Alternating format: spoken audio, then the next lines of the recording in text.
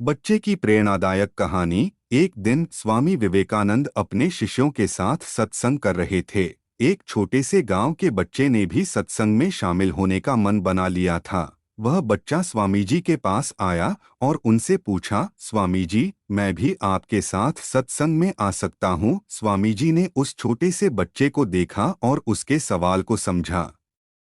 उन्होंने धैर्य से कहा, बेटा, तुम 7 साल के हो और यहाँ की सभा वयस्कों के लिए है। छोटे बच्चे ने अपने आंसू पोंछे और अनुरोध किया, कृपया स्वामी जी, मुझे एक मौका दीजिए, मैं बहुत कुछ सीखना चाहता हूँ। स्वामी जी के हृदय में उस छोटे से बच्चे के संकल्प को देखकर करुणा उत्पन्न हुई और उन्होंने उस बच्चे को सभा में शामिल कर दिया। छोटे बच्चे ने सभी से प्रेरणादायक सवाल पूछे और सभी उनसे बहुत प्रभावित हुए। वह छोटा सा बच्चा विवेकानंद के शब्दों से मोहित हो गया और उसके हृदय में एक नई ऊर्जा का संचार हुआ। इस कहानी से हमें यह सीख मिलती है कि आयु की कोई भी सीमा हो, लेकिन ज्ञान को सीमित नहीं किया जा सकता है और प्रेरणा हमें हर स्थिति में सफलता की ओर ले जाती है।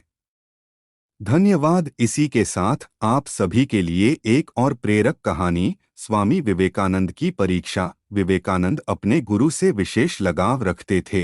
जब उनके गुरु रामकृष्ण परमहंस की मृत्यु हुई, उसके पश्चात उन्होंने अपने गुरु के कार्यों को आगे बढ़ाने, उनकी शिक्षा, उनके आदर्शों को लोगों तक पहुंचाने का संकल्प लेते हुए विदेश जाने का निश्चय किया। वह आशीर्वाद और विदाई लेने अपनी माता के पास पहुँचे। माँ को अपने गुरु के उद्देश्यों को बताया। माँ ने अपने पुत्र तत्काल आदेश नहीं दिया। वह दुविधा में थी कि वह अपने पुत्र को विदेश भेजे या नहीं। वह चुपचाप अपने कार्यों में लग गई। जब वह सब्जी बनाने की तैयारी कर रही थी, तब उन्होंने विवेकानंद से चाकू मांगा। विवेकानंद उस चाकू को लेकर आते हैं और माँ को बड़े ही सावधानी से देते हैं। माँ उसके इस व्यवहार से अति प्रसन्न होती है और मुस्कुराते हुए आशीर्वाद के साथ अपने गुरु के कार्यों को आगे बढ़ाने के लिए कहती है। विवेकानंद जी को आश्चर्य होता है। वह उनकी प्रसन्नता और इस कृत्य पर प्रश्न करते हैं, आखिर उन्होंने पुत्र को विदेश भेजने के लिए कैसे निश्चय किया? तब उनकी माँ ने बताया, तुमने मुझे जिस प्रकार चाकू दिया, चाकू की धार तुमने अपनी ओर पकड़ा और उसका हत्था मुझे सावधानी से थमाया। इससे यह निश्चित होता है कि तुम स्वयं कष्ट सहकर भी दूसरों की भलाई की सोचते हो। तुम किसी का अहित नहीं कर सकते हो। तुम अपने गुरु के कार्यों को कठिनाई सहकर भी आगे बढ़ा सकते हो। माँ की इस परीक्षा के आगे स्वामी विवेकानंद नतमस्तक हुए और माँ शारदा से आशीर्वाद लेकर वह जन कल्याण के लिए, गुरु के कार्यों के लिए माँ से विदा लेकर घर से निकल गए। इसलिए हमें इस संसार में सभी कार्य दूसरों की भलाई को मद्देनजर रखते हुए करने चाहिए। धन्यवाद। कैसे मिटाए? स्वामी विवेकानंद एक डॉक्टर का बहुत सम्मान करते थे। वह उनसे कहते थे कि आप मन, वचन, कर्म और आचरण से सन्यासी हैं।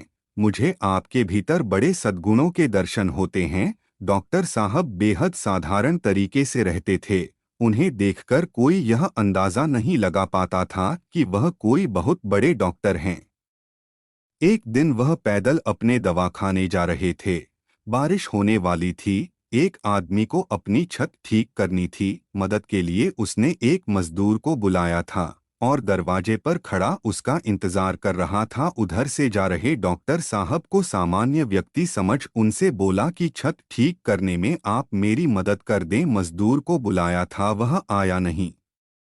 मैं आपको पारिश्रमिक दे दूंगा। डॉक्टर उस आदमी के कहे अनुसार छत ठीक कराने में लग गए। उसी सड़क से वहां के एक बड़े प्रतिष्ठित व्यक्ति गुजर रहे थे। डॉक्टर साहब को यह सब करते हुए देख वह बोले, यह आप क्या कर रहे हैं? जवाब मिला, आज मुझे रोगियों के इलाज बदले यह काम ज्यादा ठीक लगा। इस सज्जन ने मुझसे सहायता मांगी, सो मैं मदद कर रहा हूँ। जब यह बात झोपड़ी वाले उस व्यक्ति ने सुनी तो वह पानी पानी हो गया। वह उनके पैर पकड़कर बोला, मुझे नहीं मालूम था कि आप इतने बड़े आदमी हैं। डॉक्टर साहब ने कहा, मैं और मेरे एक मित्र विवेकानंद मानते हैं कि धर्म को किताबों से निकालकर आचरण में ढालना होगा। आपने तो मुझे अपने धर्म को आचरण में ढालने का सुअवसर दिया। मुझे आज बहुत बड़ा लाभ हुआ है। यह थे बंगाल के प्रख्यात डॉक्टर नाग। बाद में विवेकानंद ने उनकी यह कहानी सुनाई और संदेश दिया कि हम लोगों के जीवन में जो सबसे खराब ग्रह है वह है अहंकार, और अहंकार सिर्फ सेवा से ही मिट सकता है। धन्यवाद।